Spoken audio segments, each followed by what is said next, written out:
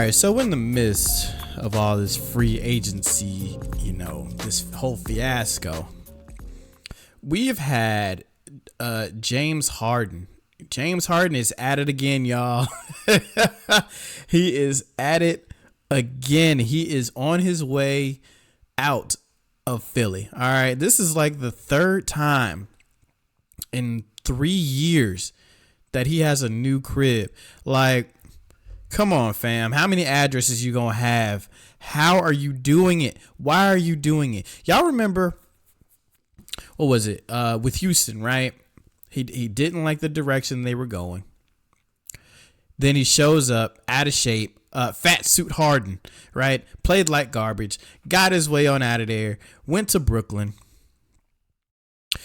Honestly, he played well, got injured, didn't like the direction the team was going.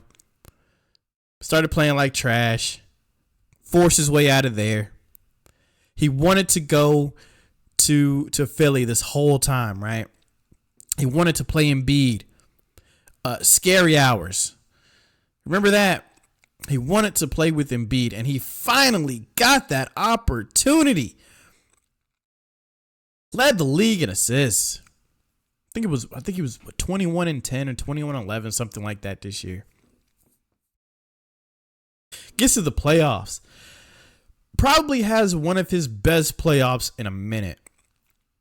But then James Harden does what he always does when the going gets tough in the playoffs.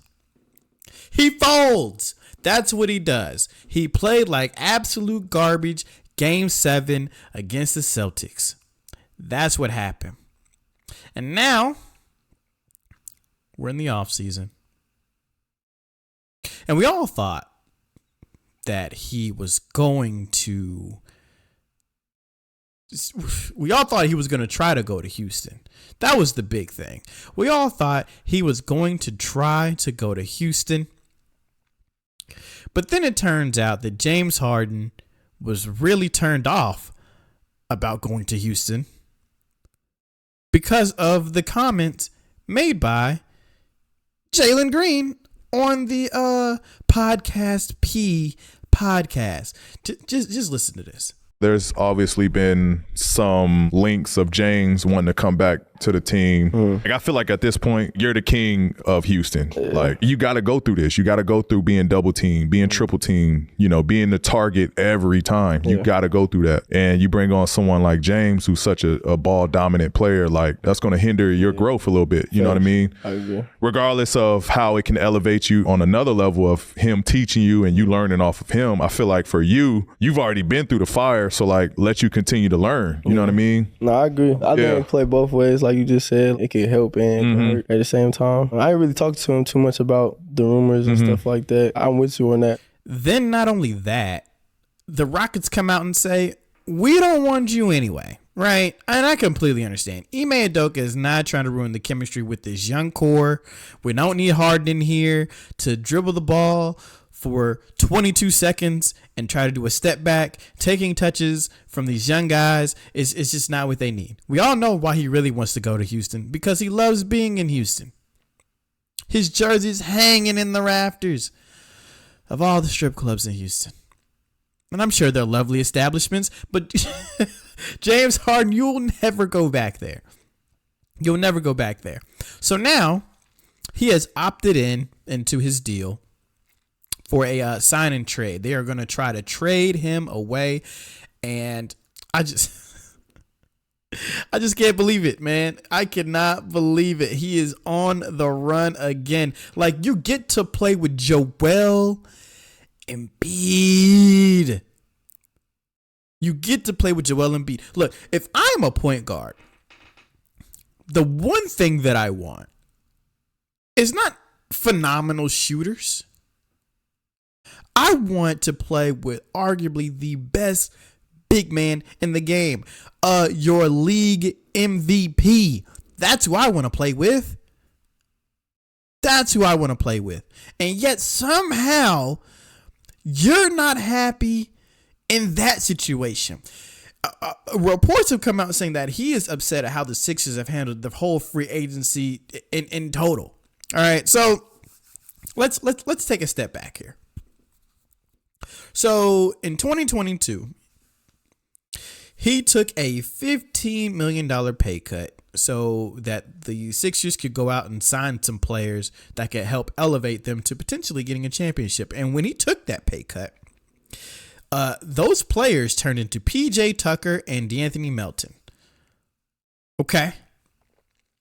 So when he during that season, right, he also opted out of that $47 million deal with the player option and signed that discounted deal for 2 years, $69 million, right?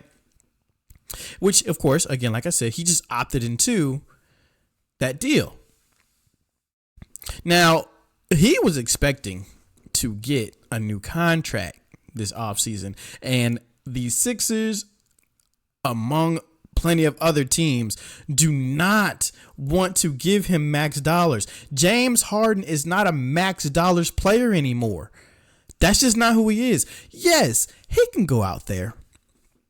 He can still give you a game where he puts up big numbers, but those days of him averaging 30, 40 points a game are over. They're done. Finished. Finito. We are never getting that version of James Harden again. Ever. He slows down the offense now. He's not a prolific scorer anymore. He's a decent point guard now, is what he is.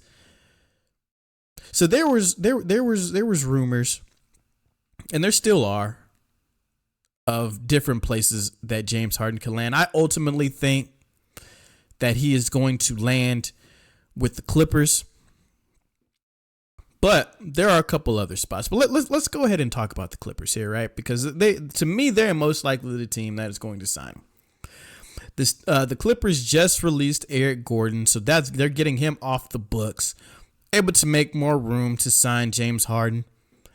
Westbrook still hasn't signed with the team yet. Reports have come out that Westbrook was looking to see what happened with Kyrie Irving and James Harden and maybe even Dame, to see what they are going to do before he decides to sign whatever contract that is in front of him. But if he does go to the Clippers, right, they could have somewhat of a big three, because Paul George and Kawhi Leonard are untouchable in any trade talks whatsoever. Untouchable. So it'd be Harden, PG, and Kawhi. Now, the reason why I think that this could work, right? Because even though Harden, he's not your 30, 40 point scorer anymore, even though he has his games. He had his games this year where he could get you that every now and again. It ain't like the Houston days where he was putting up 40 for an entire month. That's not his game anymore. He's not that dude. But if he goes to the Clippers, they won't need him to be, which is good. That he's going to be able to get Kawhi and Paul George a lot of good looks. Hell, even Zubac. Going to get Zubac a lot of good touches, because he is a playmaker, facilitator type guy now. So I do like the move. Now, in order for this to work, I believe that the Clippers are going to have to give up Norman Powell and Terrence Mann and Morris Sr., which honestly, that seems like a good deal for Philly to get rid of James Harden for those guys. Maybe even throw some picks in there if they have them. I don't know. I don't have all that in front of me right now. Mainly because for Philly, you get to give the ball to Tyrese Maxey, which I think, honestly, it works more in their favor. He has proven to be a player that has gotten better and better and better every year. And if James Harden is out of town, that means he gets inserted into the starting lineup and becomes that guy for them.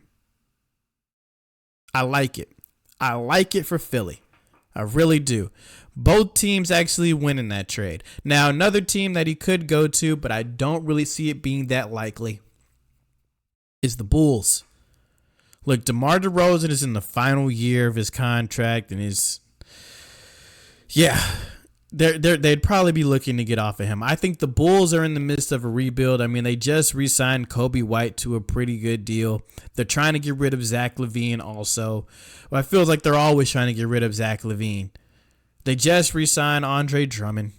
I think they're in the midst of a rebuild. But going to the Bulls, that could be a viable option also, because the Bulls do have the salary to acquire James Harden. And that would have to involve a sign and trade with Kobe White. Like I said, they just signed Kobe White to a new deal. So they could make that work, but I don't see it happening. I don't see it happen. Another team that it could go to is the Magic. Now, in order for this to work, this would need to be a 3-team trade, all right? And this would have to involve Cole Anthony, Jalen Suggs, and Gary Harris. The Magic have a team full of guards. They used to be a team full of forwards and centers. But now they got a bunch of guards, and they need to get off of these books. Cole Anthony is a restricted free agent, people. They determine where he goes. But the thing, though, about him going to Orlando is, again, he's not the type of vet that you need on your squad. I just don't see it working. I honestly don't see it working with a lot of teams. And the fact that he doesn't want to be in Philly anymore is still shocking to me. And then finally is the Miami Heat. I don't like it. I don't see him adjusting to Heat culture at all. At all. I don't see him wanting to listen to Pat Riley. I don't see him wanting to listen to Eric Spoelstra. I feel like him and Jimmy will butt heads. I don't know. I mean, you would have to give up maybe Max Strus, which Miami is looking forward to doing. Max Strus was abysmal in the finals. 18% from 3. That's horrendous. It's horrendous. Now, James Harden he can be a decent 3-point shooter.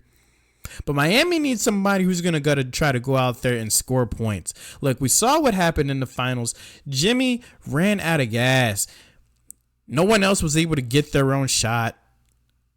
We need another player that can do that. Miami needs to try to get Dame at all costs or somebody. And James Harden is just not the answer. So I'm curious as to what is going to happen with him. Hopefully we'll get some news about what happens to James Harden over these next couple of days. Again, I believe he ends up with the Clippers.